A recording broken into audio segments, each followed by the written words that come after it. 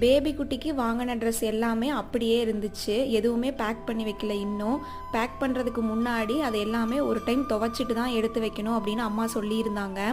அதனால ஈவினிங்காக அதை பண்ணி வச்சுட்டோம் அப்படின்னா நைட்டு ஃபுல்லாக காஞ்சிட்ருக்குன்னு அதுக்கு தான் ப்ரிப்பேர் பண்ணேன். பேபி குட்டியோட ட்ரெஸ் எதுவுமே வெயிலில் போடக்கூடாது, எல்லாமே நிழலில் போட்டு தான் எடுத்து வைக்கணும் அப்படின்னு அம்மா சொல்லியிருந்தாங்க.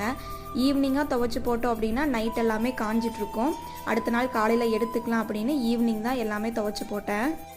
ட்ரெஸ் மட்டும் இல்லை, நீங்களும் இந்த மாதிரி ஹாஸ்பிட்டல் பேக்லாம் பேக் பண்ண போகிறீங்க அப்படின்னா உங்களுக்காக இருக்கட்டும் பேபிக்காக இருக்கட்டும் யாருக்கு யூஸ் பண்ணுறதுனாலும் புது ட்ரெஸ்ஸாக இருந்துச்சு அப்படின்னா ஒன் டைம் வாஷ் பண்ணிவிட்டு அதுக்கப்புறமா யூஸ் பண்ணுங்கள். இதில் என்னென்ன நான் வாங்கியிருக்கேன் அப்படிங்கிறத ஆல்ரெடி ஒரு வீடியோவும் அப்லோட் பண்ணியிருக்கேன். உங்களுக்கு வேணும் அப்படின்னா நீங்கள் செக் பண்ணி பார்த்துக்கலாம்.